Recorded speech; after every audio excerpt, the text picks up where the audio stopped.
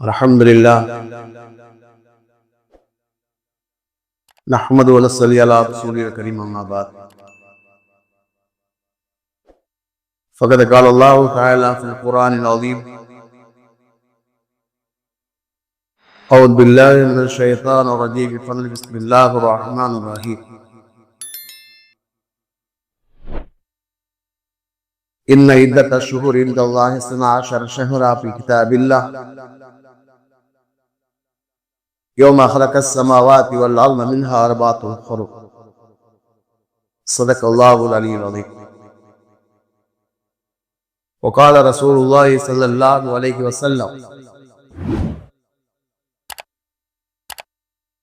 اللهم بارك لنا في رجب وشعبان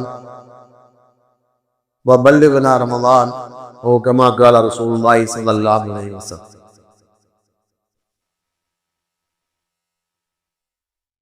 அன்பு பண்பில் அளவற்ற உந்தன் திருநாம போட்டி தோற்றுகிறது அம்மா. சாதியும் சமாதானமும் சர்தாரே தோழான் ஸல்லல்லாஹு அலைஹி வஸல்லம் அவர்கள் மீதும் அன்னாரின் சான்றுகளை வலுவாதை பேணி பின்பற்றிய உத்தம சத்திய சஹாபாக்கள் தாபீர்கள் தமா தாபீர்கள் உலக மோமின்கள் குறிப்பாக அல்லாஹ்வுடைய நல்லருளை நாடி வந்திருக்கின்ற நம் அனைவர் மீதும் சாந்தியும் சமாதானமும் என்றென்னும் நிலவட்டுமாக. அன்புக்கும் இணையத்திற்கும் உரிய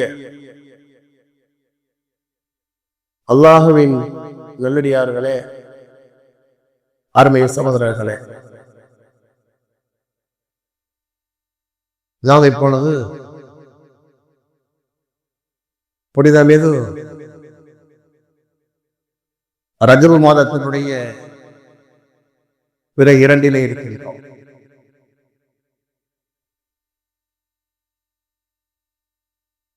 இந்த நேரத்தில் ரஜபு மாதம் எத்தனை உயர்ந்த மாதம் என்பதையும் இந்த மாதத்திலே நாம் அதிகமாக போதி வர வேண்டிய ஒரு துஆவை பற்றியும் அந்த துஆ எவ்வளவு பாக்கியமானது என்பதை பற்றியும் உங்களுக்கு நான் சொல்ல இருக்கிறேன்.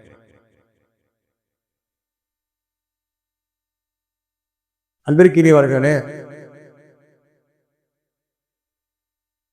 அல்லாஹ் தஆலா தன் திருமுறையில் 9வது சூரானுடைய 36வது வசனத்திலே கூறுகிறான், இன்ன இத்தத ஷுஹூர் இன்தல்லாஹி 12 ஷஹரா ஃபீ கிதாபில்லாஹ் யௌம ஹலகஸ் ஸமாவாத்தி வல் அர்த். வானம் பூமி படைக்கப்பட்ட காலம் முதல் மாதங்களின் எண்ணிக்கை 12 என்று சொல்லிவிட்டு அல்லாஹ் கூறுகிறான், அதில் 4 மாதங்கள் கண்ணியத்திற்குரிய மாதம் என்று அல்லாஹ் கூறுகிறார். அந்த கண்ணியமான மாதம் எது என்பதற்கு பெருமானா ஸல்லல்லாஹு அலைஹி வஸல்லம் கூறியதாக அபூ பக்கர் ரலியல்லாஹு தஆலா அன்ஹு அவர்கள் கூறுகிறார்கள், ஸலாசுன் முத்தவாலியாத்துன், தொடரக்கூடிய 3 மாதங்கள், அதாவது துல்காதா, துல்ஹஜ், முஹர்ரம் என்று சொல்லிவிட்டு பெருமானா சொல்வாங்க, வரஜபுர் முதர்ரும் அல்லதி பைன ஜுமாதை வ ஷாபான், ஜமாதுல் ஆகிருக்கும் ஷாபாருக்கும் இடையிலே இருக்கின்ற ரஜபுடைய மாதம் என்பதாக பெருமானா ஸல்லல்லாஹு அலைஹி வஸல்லம் சொன்னார். ஆக நாம் இப்போது இருக்கின்ற இந்த மாதம் எத்தகைய மாதம் என்றால், இந்த மாதத்தினுடைய முதல் சிறப்பு ஒரு கண்ணியமான மாதத்திலே நாம் இருக்கிறோம். ரஜபு என்றாலே கண்ணியமான என்பதான் அர்த்தம். ஆக ஒரு கண்ணியமான மாதத்திலே நாம் இருக்கின்றோம். இந்த மாதம் இப்போது மட்டுமல்ல, வானம் பூமியில் படைக்கப்பட்ட காலம் முதலே இந்த உலகத்திலே தோன்றிய எல்லா மக்களும் கண்ணியத்தோடு கடைபிடித்து வந்த உயர்ந்த மாதமாக இருக்கின்றார். இந்த மாதத்திலே போர் செய்வதையே தொழிலாக கொண்டிருந்த, வழமையாக கொண்டிருந்த அறியாமை காலத்து மக்கள் கூட இந்த சண்டையாறு மாதத்திலே போர் செய்ய மாட்டார்களாம். அப்படிப்பட்ட மாதமாகத்தான் இந்த 4 மாதங்கள் இருக்கிறது. அதிலே ஒன்றுதான் இந்த ரஜபுடைய மாதம்.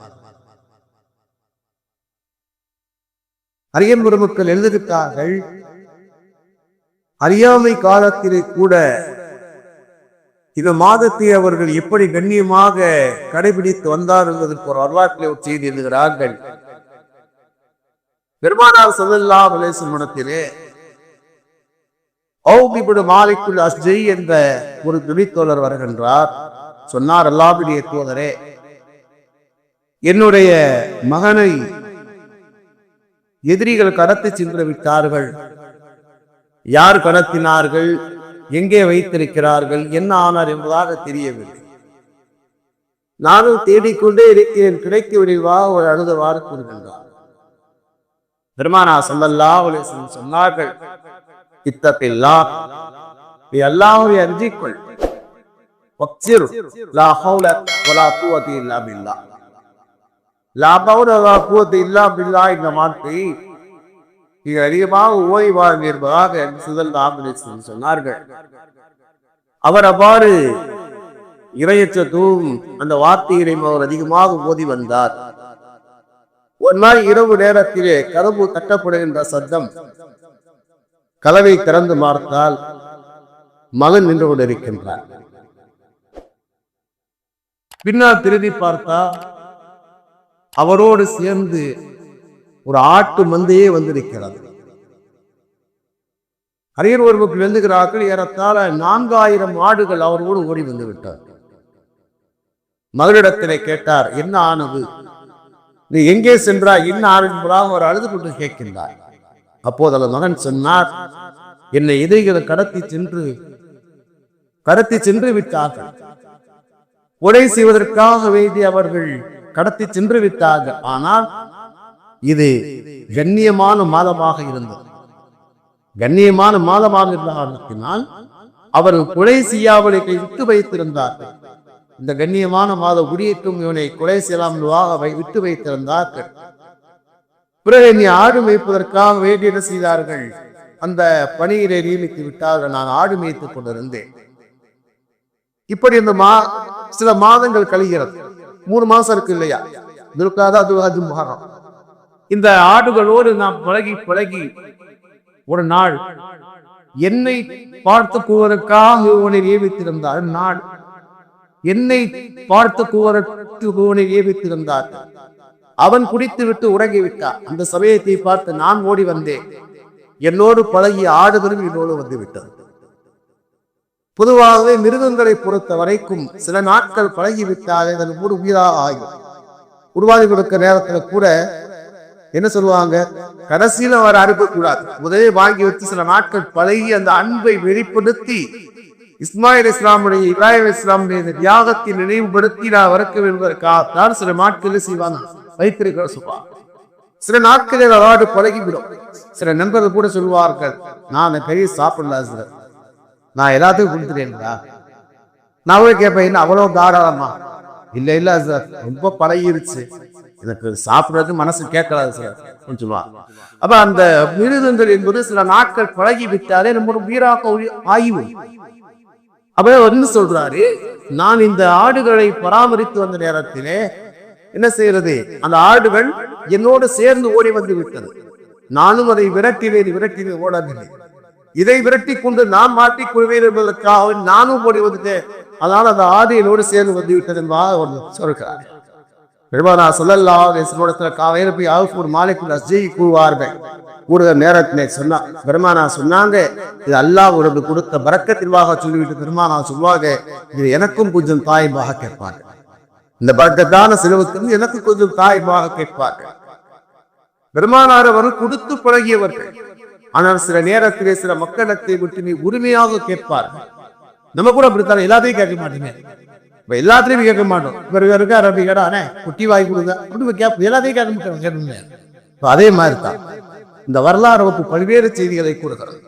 ஒரு செய்தி எனக்கு சொன்னால், கண்ணியமான மாதத்திலே அவர்கள் எதிரியினுடைய பிள்ளையை கொலை செய்வதற்காக வேண்டி கடத்தி வந்தாலும் கூட கொலை செய்யாமல் அந்த கண்ணியத்தை காப்பாற்றிய ஒரு உயர்ந்த மாதமாகத்தான் இந்த 4 மாதங்கள் இருக்கிறது. அப்படிப்பட்ட ஒரு மாதம் தான் இந்த ரஜபுடைய மாதம்.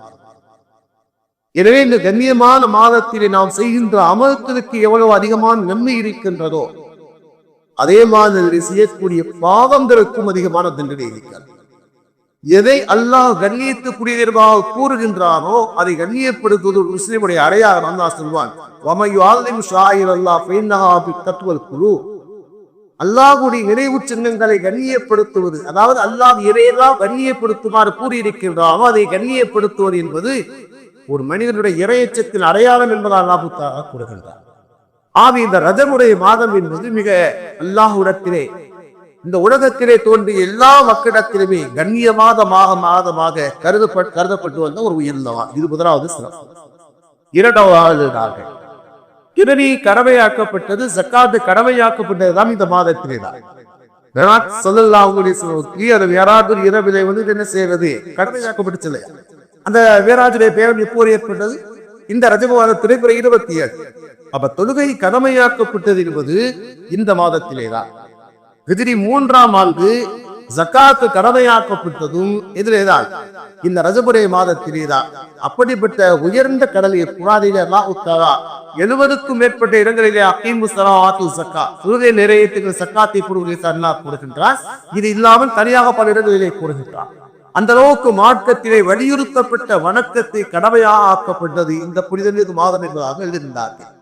3வது சிறப்பு எழுதுகிறார்கள், காபத்துல்லாவை கிப்லாவாக மாற்றிய மாதம் இந்த மாதம். காபத்துல்லாவை கிப்லாவாக மாற்றிய மாதம் அப்படின்னா என்ன அர்த்தம்? ஹஜ்ரத் ரசூலுல்லாஹி ஸல்லல்லாஹு அலைஹி வஸல்லம் மதீனாவுக்கு போனதுக்கு பிறகு ஆரம்பத்தில் பைத்துல் முகத்தஸை பார்க்க தூர்மாதான் அல்லாஹ் தஆலா சொன்னார். அதுக்கு காரணம் என்னவென்று சொன்னால், அங்கு அதிகமாக யூதர்கள் தான் வசித்து வந்தார்கள். அப்ப யூதர்கள் பைத்துல் முகத்தஸை புனிதமாக கருதி வந்தார்கள். பைத்துல் முகத்தஸை பார்த்தால் அவர் வணங்கி கொண்டிருந்தார்கள். அவனுடைய உள்ளத்திலே அன்பு ஏற்படும், ஈமானின் மீது நேசம் ஏற்படும் என்பதற்காகத்தான் அல்லாஹ் தஆலா ஆரம்பத்தில் சொன்னார். அந்த பைத்துல் முகத்தஸை பார்த்து தொழுமுறையிட்டு அல்லாஹ் தஆலா பெருமானாருக்கு உத்தரவிட்டார். கிட்டத்தட்ட 17 மாதங்கள் பெருமானார் ஸல்லல்லாஹு அலைஹி வஸல்லம் வந்து பைத்துல் முகத்தஸை பார்த்து தான் தொழ வைத்தார். ஆனாலும் கூட அந்த மக்கள் என்ன செய்தார்கள் சொன்னால், எத்தமையு கிபலத்தனா யுஹாஸு மில்லத்தனா, இவர் எங்களுடைய கிபலாவை பின்பற்றுகின்றார், ஆனால் எங்களுடைய மார்க்கத்துக்கு மாறு செய்கிறார் சொன்னார். அல்லாஹ் சொன்னதுக்கு காரணம் இவர் ஈமானை ஏற்றுக்கொள்ள வேண்டும் என்பதற்காக. ஆனா அவர் என்ன சொன்னார் அப்படி கேட்டா, இவர் எத்தனை கிபிலாவை மட்டும் முன்னோக்கிறார் இல்லையா, இவருடைய மார்க்கத்துக்கு வர வேண்டியதானே என்பதாக. அல்லாஹ் சொல்வான், வலன் தர்லாத்கல் யஹூது வலன் நஸாரா ஹத்தா தத்தபிய மில்லத்தஹும். நபியே, அந்த யூதர்களும் கிறிஸ்தவர்களும் அவருடைய மார்க்கத்தை நீங்கள் பின்பற்றுகின்ற வரைக்கும் அவர் உங்களை பொருந்திக் கொள்ள மாட்டார் என்பதாக. அப்ப அல்லாஹ் தஆலா சொன்னதுக்கு காரணம் என்னவென்று சொன்னால், அவர்கள் வர வேண்டும் என்பதற்காக வரமாட்டார் என்பது அல்லாஹ்வுக்கு தெரியும். ஆனால் அவர்களுக்கு ஈமான் பக்கமா ஒரு தேட்டம், ஒரு நாட்டம் ஏற்பட வேண்டும் என்பதற்காக அல்லாஹ் தஆலா சொன்னார். ஆனால் அவர்கள் அதை ஏற்றுக்கொள்ளவில்லை என்பது மட்டுமல்ல, குறை சொல்லிக் கொண்டிருந்தார்கள். அதுபோல பெருமானார் ஸல்லல்லாஹு அலைஹி வஸல்லம் பொதுவாகவே காபத்துல்லாவை நோக்கி தொழ வேண்டும் என்ற ஆர்வம் அதிகமாக இருக்கு. அதோட பெருமானார் அவர்கள் தொழ வைக்கிற நேரத்திலே கூட சற்று நேரத்திலே வானத்தின் பக்கம் கதை உயர்த்தி பார்ப்பார்கள். அப்படி ஒரு உத்தரவு வந்து விடாதா? உழுகிற நேரத்திலே கூட உத்தரவு வந்து விடாதா என்பதா? அல்லாஹ் தஆலா சொன்னான், கதனரா தக்கல் போஜிகே ஃபிஸ்ஸமா வல வல்லி அன்னக கிப்லத்தன் தல்லாஹா. நபியே, நீங்கள் அடிக்கடி வானத்தின் பக்கமாக என்ன செய்யுங்க, தலையை உயர்த்தி பார்ப்பதை அல்லாஹ் என்ன செய்ய நான் அறிகின்றான்.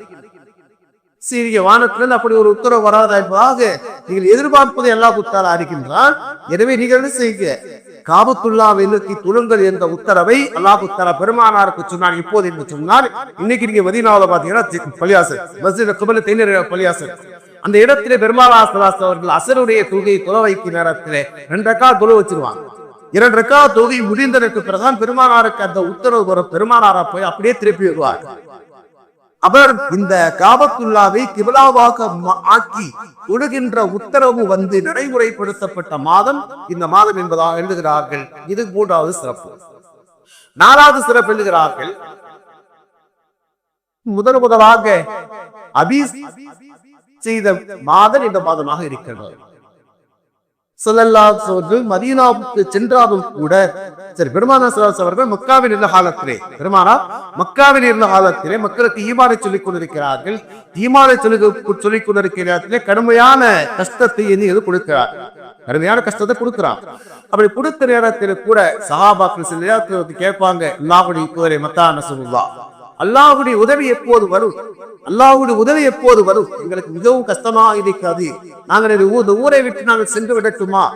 எங்களுடைய ஈமானை பாதுகாப்புக்காகவே நாங்கள் எல்லாவற்றையும் இழந்திருக்கு. நாங்கள் என்ன செய்யறோம்? ஏதாவது ஊருக்கு போகட்டுமா என்பதாக கேட்பார். பெருமானார் சொல்லுவாங்க, நீங்கள் பொறுமையாக சொன்னார்.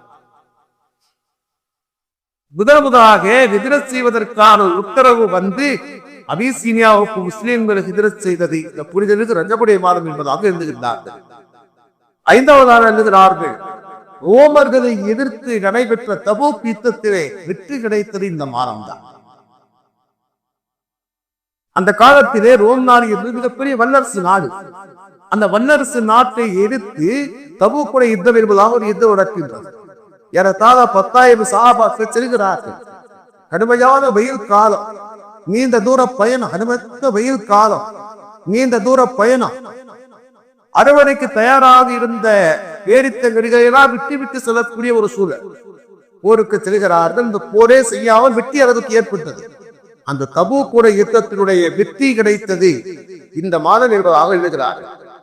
6வதாக எழுதுகிறார்கள், இந்த ரஜகுடைய மாதம் எப்படிப்பட்ட சிறந்த மாதம் என்று சொன்னால், அந்த காலத்திலே வாழ்ந்த மக்கள் உம்ரா செய்வதற்காக வேண்டி முடிவு செய்கிற மாதமாக இருக்கிறது. ஏனால் அந்த காலத்திலே செய்வாங்க சஹாபாக்களும் சரி மற்றவரும் சரி என்ன செய்வாங்க, ரஜபுடைய மாதத்திலே உம்ரா செய்வாங்க. ஏன்னா முதல்ல சொன்னது மாதிரி 4 மாதங்களை மக்கள் கண்ணியமாக கருதுனாங்க இல்லையா? அல்ல துல்காதா பிளவச்சு போனோம். இந்த 3 மாதங்களும் ஹஜ்ஜுக்காக வேண்டி அந்த மக்கள் போர் செய்யாம இருந்தார். ஏன்னா மக்காவிலே இருக்க மக்கள் சரி மற்றவரும் சரி போர் செய்யாம இருந்தா தானே வர முடியும். போர் நடக்குதுங்கிறது எப்படி போக முடியும்? எனவே அந்த காலத்தில் வாழ்ந்த எல்லா மக்களும் இந்த 3 மாதங்களும் போய் செய்ய மாட்டார். ஏனென்று சொன்னால் மக்கள் செய்வான் அந்த காலத்திலே வாகனங்களை வருவார்கள். வந்த ஹஜ்ஜினுடைய கடமையெல்லாம் நிறைவேற்றி விட்டு செல்வதற்காக வேண்டி 3 மாத ஆரண்ட அவர்கள் எப்படி போர் செய்ய மாட்டார்களோ அதே மாதிரி ரஜபுடைய மாதத்திலே அவர் போர் செய்யாது இருப்பார். ஏனென்று சொன்னால் ரஜபுடைய மாதத்திலே மக்கள் செய்வாங்க உம்ராவுடைய கடமை அதிகமாக நிறைவேற்றினார். அந்த உம்ராவுடைய கடமை நிறைவேற்றுவதற்கு சிறந்த மாதமாக கருதப்பட்ட மாதமாக இருக்கிறது. சஹாபாக்கள் சொன்னாங்க, இதை நடைமுறைப்படுத்திய மாதமாக இருக்கிறார். 7வதாக எழுகின்றார்கள், இந்த ரஜபுடைய மாதம் இருக்குது இல்லையா, ரமலானுக்காக வேண்டி தன்னை தயார் செய்கின்ற மாதம். ரமலானுக்காக நம்மை தயார் செய்கின்ற மாதம். எனவே பெருமானார் ஸல்லல்லாஹு அலைஹி வஸல்லம் இந்த ரஜபுடைய மாதம் வந்தாலே இந்த துஆவை ஓத ஆரம்பித்து விடுவார்கள். அல்லாஹும்ம பாரிக் லனா ஃபீ ரஜப வ ஷஅபான் வ பல்லிக்னா ரமலான். யா அல்லாஹ், ரஜபிலேயும் ஷஅபானிலும் எங்களுக்கு பரக்கத் செய்வாயாக, ரமலானை அடைகின்ற பாக்கியத்தை குறைவாக சொல்லி பெருமானார் ஸல்லல்லாஹு அலைஹி வஸல்லம் துஆவை கற்றுக் கொடுத்தார்கள். அதுக்கு காரணம் துஆவை ஓதுவது மட்டுமல்ல, ரமலானை அடைகின்ற பாக்கியத்தை குறைவாக அல்லாஹ்விடத்திலே நாம் என்ன செய்ய வேண்டும்? துஆ செய்ய வேண்டும். அதற்கு நாம் தயாராக வேண்டும். அதனால அறிஞர் வடமத்தில் எழுதுகின்றார்கள், இந்த ரஜபுடைய மாதம் என்பது விதை விதைக்கின்ற மாதம், ஷஅபானுடைய மாதம் என்பது தண்ணீர் ஊற்றுகின்ற மாதம், ரமலானுடைய மாதம் என்பது என்ன செய்கிறது? அறுவடையின் மாதம். அப்படின்னா என்ன அர்த்தம்? ஒரு மனிதனை ரமலானிலே அமல்க்கு செய்வதற்கு தயாராக வேண்டும். அதனால இந்த மாதத்தை கொஞ்சம் கொஞ்சமாக நம்மளால் முடிந்த அளவுக்கு அதிகமாக நோன்பு வைத்து அதிகமாக இபாதத்திலே நம்முடைய கிழமை கழித்து நம்மை நாம் தயார் செய்து கொள்ள வேண்டும். எப்படி எந்த விஷயமாக இருந்தாலும் கூட ஒரு 2 மாசத்துக்கு முன்னாடி தயாராகிறார் இல்லையா? அதே மாதிரி நாம் ரமலானுக்காக வேண்டி தயாராகின்ற மாதமாக இருக்கின்றோம். அது மட்டுமல்ல, இந்த மாதத்தினுடைய 8வது சிறப்பு எழுதுகிறார்கள் ஷஹ்ருல்லாஹ். இந்த மாதத்துக்கு பெருமானார் பெயர் வைத்தார் அல்லாஹ்வுடைய மாதமாக சொன்னார். எப்படி மற்ற வேதங்களை விட குர்ஆன் சிறந்ததோ, மற்ற இடங்களை விட காபத்துல்லா சிறந்ததோ, அதே மாதிரி எல்லா மாதங்களை விட இந்த ரஜபுடைய மாதம் சிறந்திருப்பதற்காகத்தான் பெருமானார் ஸல்லல்லாஹு அலைஹி வஸல்லம் இந்த ரஜபுடைய மாதத்தை ஷஹ்ருல்லாஹ் அல்லாஹ்வுடைய மாதமாக சொன்னார்கள். இது ரஜபை பற்றி சில சிறப்புகள். சரி, இரண்டாவது செய்தி என்னவென்றால், இந்த மாதத்தில் நாம் அதிகமாக ஓதி வர வேண்டிய ஒரு துஆ என்ன? அல்லாஹும்ம பாரிக் லனா ஃபீ ரஜப வ ஷஅபான். யா அல்லாஹ், ரஜபிலேயும் ஷஅபானிலேயும் பரக்கத் செய்வாயாக. ரமலானை அடைகின்ற வாக்கியத்தை கோயில்வாக நாம் எல்லாம் இடத்திலும் துஆ செய்வோம். பரக்கத்துனா என்ன? பரக்கத்துனா என்ன? எழுதுகின்றார்கள், பரக்கத் என்றால் அது பரக்கத்து ஜுந்தும் மின் ஜுனூதில்லாஹ். பரக்கத்துங்கிற வார்த்தைக்கு தமிழில் அர்த்தம் அல்ல, அர்த்தமே இல்லை. நம்ம வேண்டுமானால் விலகிக் கொள்வதற்காக அபிவிருத்தியாக கூறுகின்றோம். அரபியினுடைய சில வார்த்தைகளுக்கு உண்மையான அர்த்தங்கள் இல்லை, முழுமையான அர்த்தங்கள் இல்லை. விலகி போவதற்காக சில அர்த்தங்களை கூறுகிறோம். பரக்கத்தின அபிவிருத்திவாக கூறுவோம், ரஹமத்தின அருளியவாக சொல்லுவோம், அவ்வளவுதான். சலாபத்தின ஈரேற்றமாக சொல்லுவோம். ஆனால் உண்மையிலேயே அதற்கான அர்த்தங்கள் முழுமையான அர்த்தம் அதுவே அல்ல. அதனால அறிஞர்களுக்கு எழுதுகிறார்கள், சில வார்த்தைகளை நாம் அரபியிலே கேட்க வேண்டும். யாரெல்லாம் எங்களுக்கு பரக்கத் செய்வாயாக, ரஹ்மத் செய்வாயாக, சலாமத்தை கூறியெல்லாம் நாம் அரபியிலே கேட்டுவிடவை வேண்டும் என்று சொன்னால் அது விரிவான அர்த்தங்களை உள்ளடக்கிய ஒரு சிறிய வார்த்தை. பரக்கத்தை கொண்டு எழுதுகிறார்கள். பரக்கத்துங்கிற வார்த்தை எப்படிப்பட்ட உயர்ந்த வார்த்தை தெரியுமா? எழுதுகிறார்கள், பரக்கத்து ஜுந்துமில் ஜுலூதில்லாஹ். பரக்கத் என்பது அல்லாஹ்வுடைய படைகளின் ஒரு படையாக இருக்கின்றது. அல்லாஹ்வுடைய படைகளின் ஒரு படை.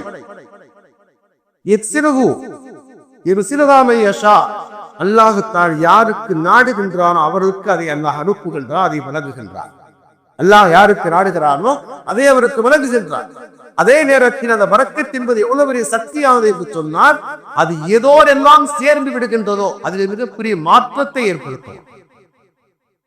எழுதுகிறார்கள், பரக்கத் என்பது செல்வத்திலே சேர்ந்து விட்டால் அந்த செல்வத்திலே அபிவிருத்தி ஏற்படுத்தும். குழந்தையிலே அது சேர்ந்து விட்டால் அந்த குழந்தையை சிறந்தவனாக ஆக்கும். அது உடலிலே சேர்ந்து விட்டால் உடலிலே சக்தியர் கொடுக்கும். அது நேரங்காலங்களிலே ஆய்விலே சேர்ந்து விட்டால் என்ன செய்யும்? ஒரு விரிவான ஒரு நீண்ட ஒரு காரியத்தை செய்கின்ற பாக்கியத்தை கொடுக்கும். நேரத்தில் சேர்ந்துச்சுன்னா குறைவான நேரத்திலே நிறைவான பாக்கியங்களை, பலன்களை செய்யக்கூடிய, செயல்களை செய்யக்கூடிய முக்கியத்தை கொடுக்கும். பெரும்போது சில குறுகிய காலங்கள் வாழ்ந்திருப்பார், ஆனால் நிறைய சேவைகளை செய்திருப்பார். எழுதுகிறார்கள், அஸ்ஸாலி ரஹ்மத்துல்லாஹி அலைஹி அவர்கள் 55 வயசுல மூத்தானாங்க. 55 வயசுல மூத்தானாங்க. அவர்கள் எழுதிய அந்த நூல்களையும் அவருடைய ஆயுளையும் கணக்கு பண்ணி பார்த்தால் ஒரு நாளைக்கு 16 பக்கங்கள் எழுதியிருக்கிறார்கள். ஒரு நாளைக்கு 14 பக்கங்கள் எழுதியிருக்கார். 14 பக்கம் தான் வந்து எவ்வளவு ஞானம் இருக்க வேணும். ஒண்ணு ஞானம் இருக்கணும், ரெண்டாவது பேனா பிடிச்சி எழுதுறதுக்கு ஒரு பெரிய தைரியம். நான் கூட தேவை, எனக்கு உலகத்திலே பிடிக்காத விஷயம் வந்து துவைக்கிறது, எழுதுறது மட்டும்தான். அப்ப உலகத்துல வந்து என்ன செய்யணும்? பேனாவை பிடித்து எழுதுவதற்காக வேண்டிய ஆற்றல், ஞானம் இருப்போம் மட்டும் இல்லாத வலிமை இருக்கின்றையா சிலருக்கு கொடுக்கிறார். என்ன செய்யறாங்க? அவங்க வந்து வாங்குறது 55 வயசு. ஆனா ஒரு நாளைக்கு என்ன செய்யறாங்க? 14 பக்கங்கள் இருக்கிறாங்க. அவருடைய ஆயுளை கணக்கு பண்ணி பார்த்தார். அஷ்டரபதி தலைவி ரஹ்மத்துல்லாஹி அவருடைய ஆயினையும் எழுதியதையும் கணக்கு பண்ணி பார்த்தா ஒரு நாளைக்கு 11 பக்கம் அவர் எழுதியிருக்காங்க. நாம் நபவி ரஹ்மத்துல்லாஹி இதோ பெரிய ஹதீஸ் அதே பாருங்க. அவங்க எதிராங்க ஒரு நாளைக்கு அவங்க வந்து ஒரு ஆயினை கணக்கு பண்ணி பார்த்தா ஒரு நாளைக்கு 40 பக்கம் எழுதியிருக்காங்க. எம்மாலும் அப்துல் ரஹீம் நீங்க பார்த்திருக்கான். நிறைய வந்து சஹாபாக்கள் வர்றாங்க, நபிமார்கள் வர்றாங்க. அவர் வாழ்ந்த காலம் குறைவுதான். ஆனா இவ்வளவு பெரிய அரிய படைப்புகளை அவர் படைத்திருக்கார் அப்படின்னா ஒரு ஆளும் கூட இல்லை. இவ்வளவு பெரிய படைப்புகளை அவர் படைத்திருக்கிறார். 2 கையில எழுதுவார், 2 கையில எழுதுவார். ஒரு கையில் எழுதி முடிச்சு ஒரு கையில ஒரு சப்ஜெக்ட் எழுதுவார், இன்னொரு கையில ஒரு சப்ஜெக்ட் எழுதுவார். அவன் என்ன செய்வான்? அதுதான் எழுதுவான். எது சொல்றாங்க அப்படின்னா, ஆயுளை பரக்கத்துனா அவர்கள் வாழ்ந்த காலங்கள் குறைவாக இருக்காங்க கூட அதில் நிறைய சேவைகள் செய்கிற வாக்கியத்தை வாபுத்தாக கொடுப்பார். அது உள்ளத்தை சேர்ந்து விட்டால் அந்த உள்ளத்தை சீரேவித்தனமாக ஆக்கும். நல்ல எண்ணங்கள் உடையவர்களாக, நல்ல சிந்தனை உடையவர்களாக ஆக்கும். அதனால என்ன செய்வாங்க அப்படின்னா, பரக்கத் என்ற வார்த்தை இருக்கிறதே அது சாதாரணமானது அல்ல. அதாவது நம்ம அண்ணாத்தை கேட்கிற எப்படி கேட்கிற சாதாரணமானது அல்ல.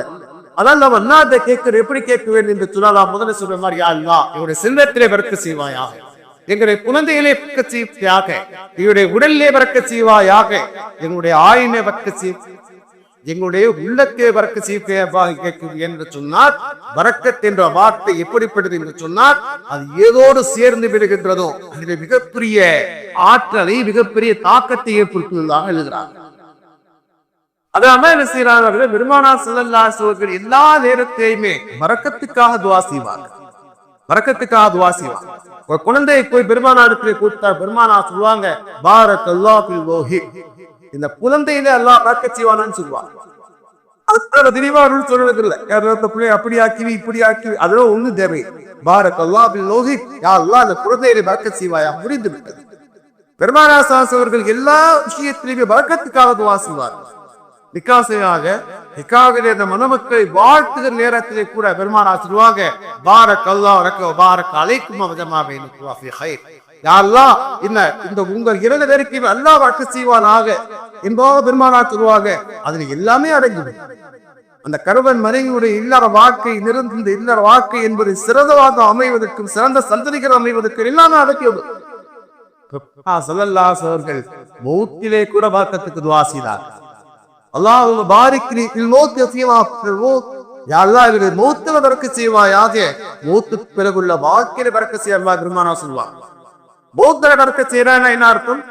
அந்த மௌத் என்பது கண்ணியமான மரணமாக, கலிமாவுடைய மரணமாக, மகிழ்ச்சியான மரணமாக ஏற்பட வேண்டும் எழுதுகின்றார் பிலால் ரலியல்லாஹு தஆலா அன்ஹு அவர்கள். பிலால் ரலியல்லாஹு தஆலா அன்ஹுடைய சக்கராத்துடைய நேரம் எல்லாரும் சுத்தி உள்ளவங்க அழுகிறார். அவங்க சிரிச்சுக்கிட்டே இருக்காங்க. அங்க சன்மயசமான முகத்திலே மனர்ச்சியோடு சீராக சிரிச்சுக்கிட்டு இருக்காங்க. உடைய மனைவி கேட்பாங்க, என்ன ஆச்சு இந்த நேரத்துல பெரிய சிரிச்சுக்கிட்டு சந்தோஷமா இருக்கிறீங்க? அவர் சொல்வார்களா, வதன் நிற்கில் அல்ல ஹிப்பா முஹம்மத வ ஸஹபா, சொல்வாங்க வதன் நிற்கில் வஹப்பா, இந்த நாள் எப்படிப்பட்ட நாள் தெரியுமா? நாளை நான் என்னுடைய நேசர்களை சந்திக்கின்ற நாள். நான் எங்க போறேன்? என்னுடைய நேசரை நான் சந்திக்க போகிறேன். என்னுடைய நேசர் யார்? முஹம்மது வ ஸஹபா, பெருமானாரை அவருடைய தோழரை நான் சந்திக்க போகிறேன் அப்படின்னு சொன்னாங்க. அதான் என்ன செய்யறதுன்னா, மௌத்த பிறகு துஆ செய்யணும். மௌத்த கேட்டு துஆ செய்யக்கூடாது. யானை மௌத்தாக்கிருவா துஆ செய்யக்கூடாது. ஆனா எப்ப துஆ செய்யல அப்படி மௌத்துல பரக்கத் செய்வாயாக, மௌத்துக்கு பிறகு வாழ்க்கையை பரக்கத் செய்வாயாக துஆ செய்யணும். பெருமானார் ஸல்லல்லாஹு அலைஹி வஸல்லம் எல்லா விஷயத்திலுமே ஆரம்பத்திலுமே கடைசியிலுமே துஆவை கற்றுக் கொடுத்தார். ஆனால் ஒரே ஒரு துஆவை நடுவிலே கற்றுக் கொடுத்தார். என்ன? உது செய்கிற நேரத்திலே ஒரு துஆ, அல்லாஹ் மாஃபிர் லி ரம்பி வஸ்தரி திக்வி தாரி வபாரிக் லி ரிஸ்கி. இந்த துஆவை ஞாபகம் வைத்துக் கொள்ளுங்க, ஓதுங்க. அல்லாஹ் முபாரிக் லி ரிஸ்கி, உதுவுடைய நடுவிலே ஓத வேண்டும். யா அல்லாஹ் என்னுடைய ரிஸ்கிலே பரக்கத் செய்வாயாக.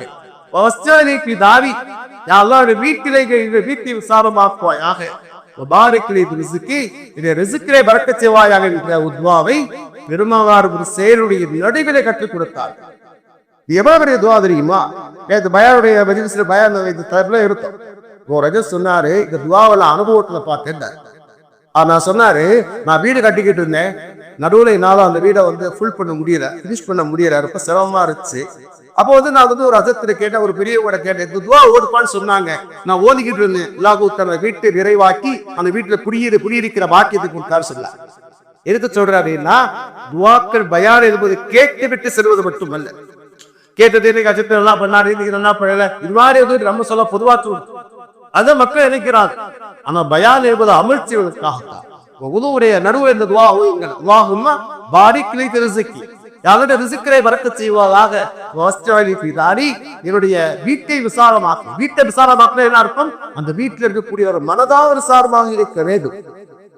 அதனால என்னுடைய பாவத்தை மன்னிப்பாயாக என்ற துஆவை நாம் அதிகமாக ஓதி வர வேண்டும். அது மட்டுமல்ல, நம்முடைய ரிஸ்கிலே, நம்முடைய வாழ்க்கையிலே பரக்கத்தை பெற்று தரக்கூடிய காரியங்கள் என்ன என்பது இன்ஷா அல்லாஹ் அடுத்த வாரத்தில் கூறுகிறேன். கேட்டதை கடைபிடிக்க அல்லாஹ் அருள் புரிவார். அல்ஹம்துலில்லாஹ்.